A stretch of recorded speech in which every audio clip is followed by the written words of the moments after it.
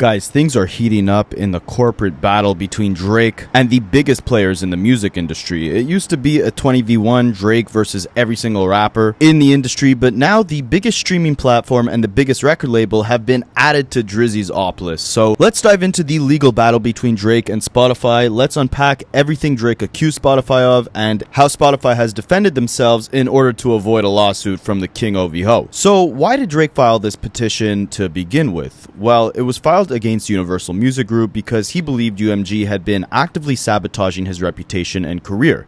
The main issue revolves obviously around Kendrick's song Not Like Us, which Drake claims was deliberately boosted by UMG to overshadow his own music and harm his image. According to Drake, the song contains subtle but damaging critiques of him, and UMG allegedly inflated its streaming numbers using illegitimate means, like bots and artificial promotion tactics. Beyond that, Drake accuses UMG of having a financial incentive to promote Kendrick Lamar's song over his music. He claims that UMG gave Spotify discounted licensing fees in exchange for promoting Not Like Us more prominently on their platform. In other words, Drake believes that UMG essentially paid Spotify to make Kendrick's song appear more popular than it truly was. But Drake's accusations also go deeper. He suggests that the executives at Interscope Records, which is a label under UMG, benefited financially from these actions, prioritizing Kendrick's success over fairness to their other artists, including Drake. Shortly after the legal actions were released, a UMG spokesperson slammed the accusations, saying the suggestion that UMG would do anything to undermine one of his artists is offensive and untrue.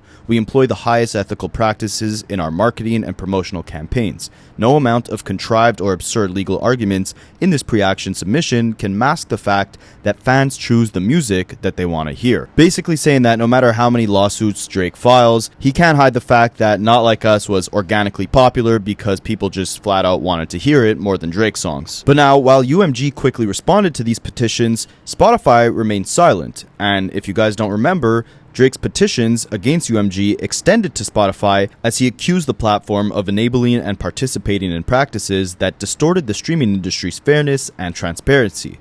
His claim centered on how Spotify allegedly aided UMG in boosting Kendrick's Not Like Us to the detriment of Drake's own releases. So let's break down the core allegations in detail. The first one being artificial inflation of streaming metrics. Drake accuses Spotify of turning a blind eye to streaming manipulation orchestrated by UMG for Kendrick's Not Like Us. He alleged that UMG leveraged bot traffic to inflate the song's streams, falsely boosting its rankings on the platform and creating the illusion of massive popularity.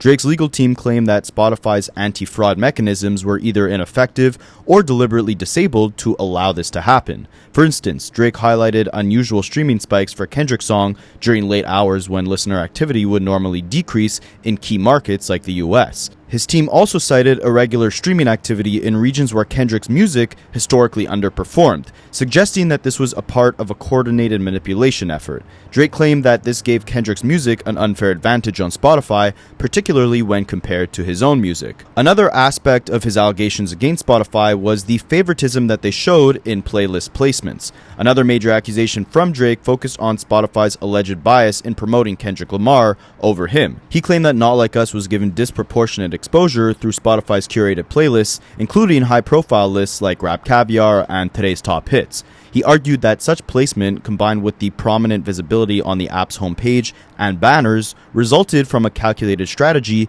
to push Kendrick's music. Drake also stated that his own songs were deliberately sidelined, receiving fewer playlist spots and less promotional attention, despite being more popular with listeners. He alleged that this preferential treatment for Kendrick skewed the perception of popularity, ultimately damaging his own reputation and metrics. Central to Drake's allegations was the claim that Spotify and UMG had struck a covert agreement to prioritize UMG's artists, especially Kendrick Lamar, in exchange for reduced licensing fees. Drake described this alleged arrangement as a quid pro quo, which gave UMG an unfair advantage over other labels and artists. He argued that this kind of deal undermined the neutrality of Spotify's platform, leading to biased promotion and visibility. According to Drake, this wasn't just a business issue, it distorted the entire ecosystem of music streaming, harming artists like him who weren't part of UMG's alleged favor system. Finally, Drake claimed that Spotify's actions caused measurable harm to his career. He argued that manipulated streams and biased promotion for Kendrick's Not Like Us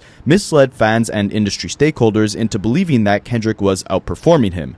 This, Drake alleged, impacted his standing with radio programmers, concert organizers, and brand sponsors who rely on streaming data to make decisions. Spotify remained silent on the matter for about 2.5 weeks, all the way up until December 20th, 2024, where they issued a response that was a direct rebuttal to each of Drake's claims, aiming to disprove his allegations while defending the integrity of their own streaming platform. So let's go through a detailed summary of Spotify's key points. Number 1 is Drake has no evidence of streaming manipulation. Spotify categorically denied any involvement in or tolerance of fraudulent streaming practices. They explained that their platform employs sophisticated algorithms and tools designed to detect and eliminate fake streams. These systems analyze a range of metrics such as user activity patterns, device identifiers, and account behaviors to identify irregularities. Spotify stated that an internal investigation into the streaming data for Kendrick Lamar's Not Like Us found no evidence of manipulation. They argued that the song's streaming patterns were consistent with organic listener behavior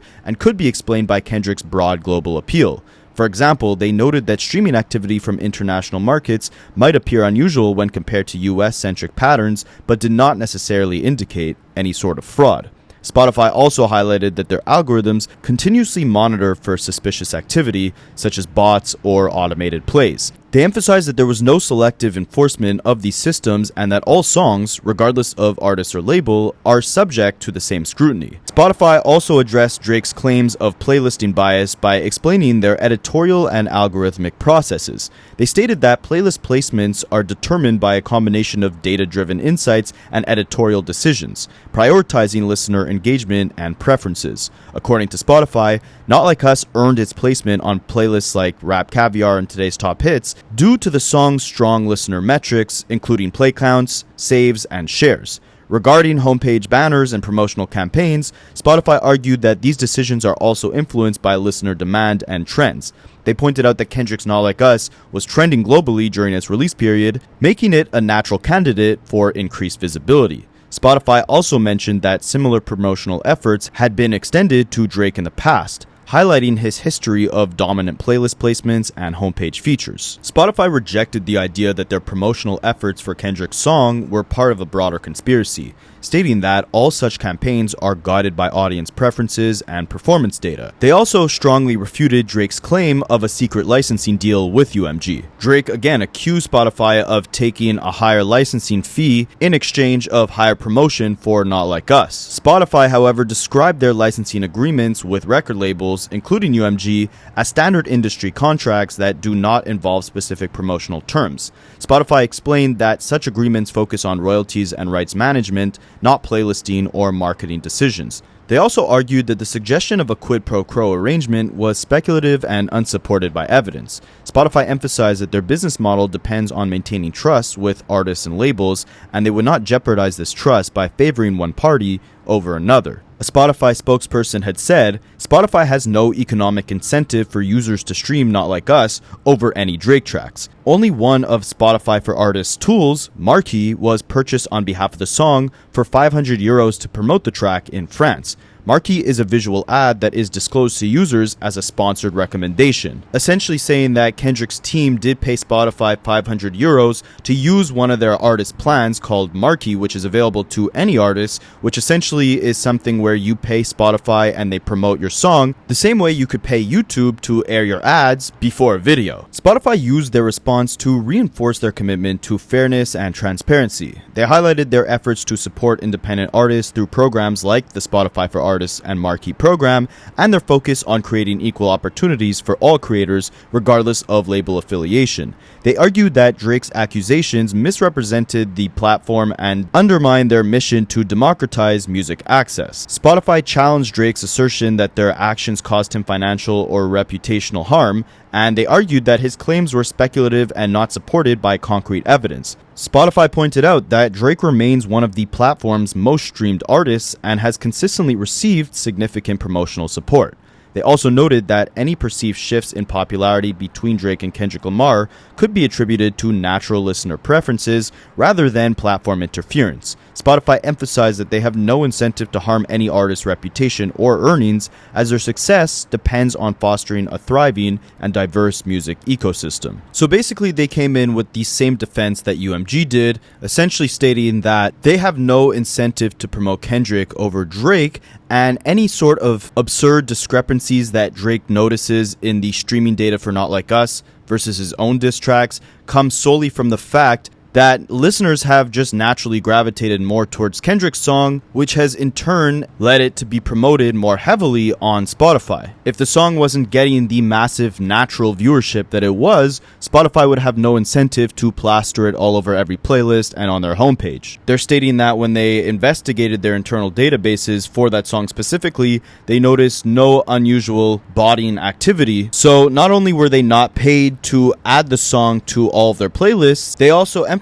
that UMG didn't do any bodying of the streams on their platform specifically. It's also important to note that Drake cites a stream from DJ Academics with this whistleblower who alleges that he got a wire transfer from Kendrick's manager, Anthony Saleh, to bot the streams for Not Like Us on Spotify. This was the source that Drake used in his petition to state that Spotify was guilty of accepting bots on their platform, but he failed to realize that Academics quickly said that he confirmed with people he knows at Spotify that the whistleblower that he had on stream was lying. The whistleblower, who claims to have botted Not Like Us, also claims he got a wire transfer from an LLC by the name of Anthony Saleh LLC, but when you do a cross-check on Google, that LLC does not exist. You have to keep in mind, right? Drake didn't file a lawsuit. He filed a petition, which essentially makes several allegations and is requesting depositions and key data from entities like UMG and Spotify to determine if it's logical to pursue a full-on lawsuit. Spotify is claiming that all of Drake's allegations are baseless, and given the fragility of the allegations, they should not have to come forth with any of the data that Drake's team is requesting. Now, Drake's legal team did respond to Spotify's response, saying that it's not surprising that Spotify is trying to distance themselves from UMG's alleged manipulative practices to artificially inflate streaming numbers on behalf of one of its other artists. If Spotify and UMG have nothing to hide, then they should be perfectly fine complying with this basic discovery request. The rapper Russ had an interesting perspective on the entire situation, given the fact that he's one of the most successful independent rappers and has inside access to the different tricks that major record labels play for promotion. In reference to the bots, he claims that botting streams is a very common practice in the industry, and it's actually not Spotify who's at fault, but instead, they're the victim. He got on Twitter and said, "Disclaimer, I love Spotify and I'm grateful for the platform that has connected my music with millions of fans worldwide. And this isn't about any label or artist in particular, more so just the system. Spotify knows who's faking their streams, LOL. However, they're not gonna ever, in my opinion, publicly expose any major labels due to potential consequences. Major labels could retaliate by pulling their top artists' music from Spotify. That would obviously diminish Spotify's value and attractiveness to subscribers. Spotify just punishes them behind the scenes, like removing fake streams and removing the song from playlists, because they prioritize, which makes sense, maintaining their access to major label content over publicly confronting stream manipulations, which essentially makes them a hostage of the major labels.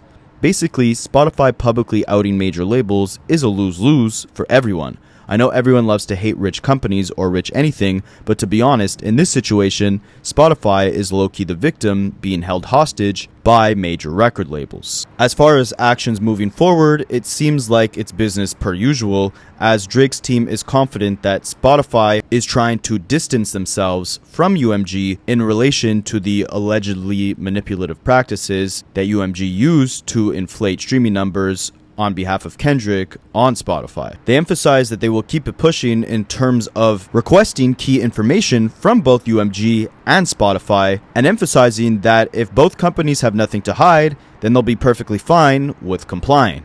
There's a lot of little nuggets in both of their disses that if it wasn't for these breakdowns, and salute to guys like this, Rapaholics, because I think they directly get it.